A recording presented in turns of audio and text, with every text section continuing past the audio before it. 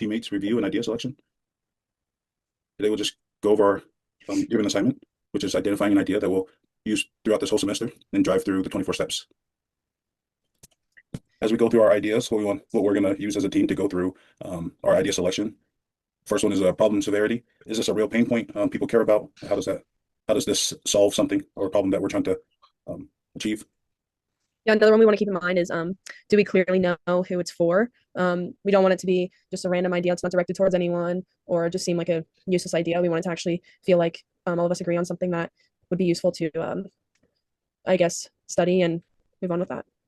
Yeah, and the third's going to be differentiation. It's important to look at what's already on the market, what's already happening to ensure that we're fulfilling a real need here and identifying what makes our product or service different from what already exists and how we can really make a lasting impact there.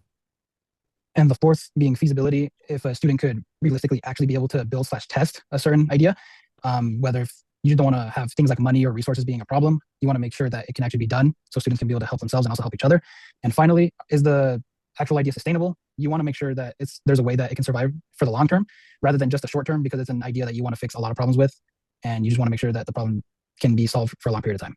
I'm a freshman here, and so just in a few months of being here, I've already viewed and seen like some issues with student athletes and just like some problems that are going on that a lot of other student athletes are agreeing with. The first one is just like time management, balancing classes, practices, workouts, meetings, and traveling can be very overwhelming. And so I guess just like coming up with like a system for student athletes to be able to have, I guess, just more better time management, especially with going out of college. You are thrown into the real world. In college, as a student athlete, you're like very catered to having like so many opportunities. And another one is like branding and NIL. A lot of NIL is very new. A lot of student athletes don't know how to use social media or work with brands. So a lot of them get caught up in money issues or get stuck in a deal. And I don't know, there's just a lot of different issues with NIL going on, especially because it is so new. And I feel like we don't get enough education on that.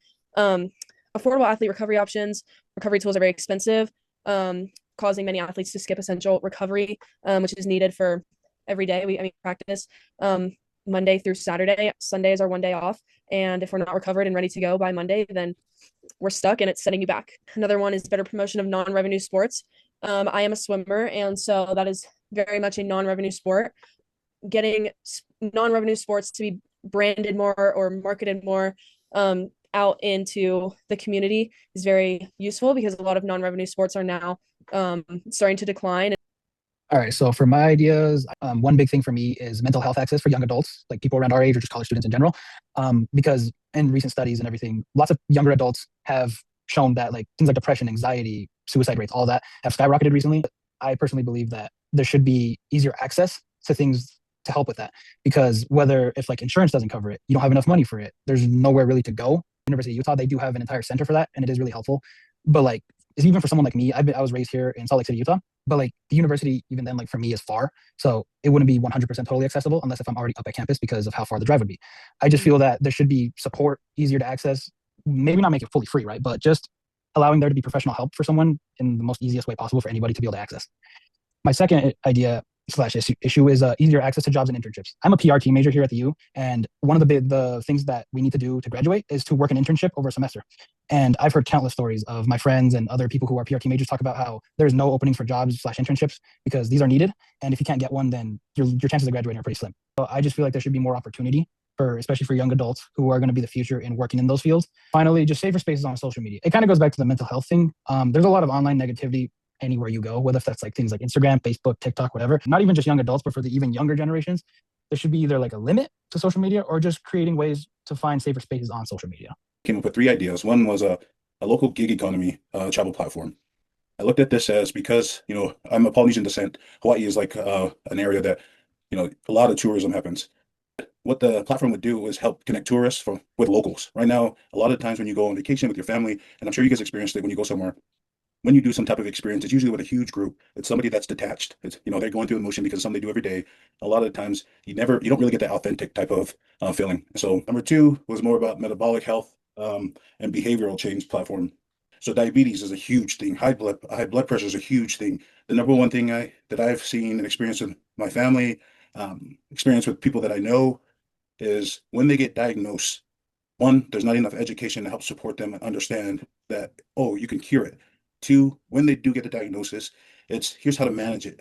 And basically, there's no real plan to help support them again when it comes to eating habits, exercise, sleep, all of this stuff. And then three, it's so expensive when you don't do these preventative things. And the third one's a simple one. Third one is when I was a kid, we used to have landlines that we had to learn and develop skill sets of communication. This idea is mainly looking at it, okay, how do we help empower these kids to, create these skill sets? Now we want it more modern, so this would be Wi-Fi. Plug it in the wall just for power, and then the whole thing just runs off of Wi-Fi. So the three ideas I came up with were largely oriented around the fact that I like to live a pretty like active lifestyle. So I think I have some insights on a couple of these different issues here. Barriers to entry in some of these outdoor sports. I do a lot of outdoor sports, whitewater kayaking being one of them.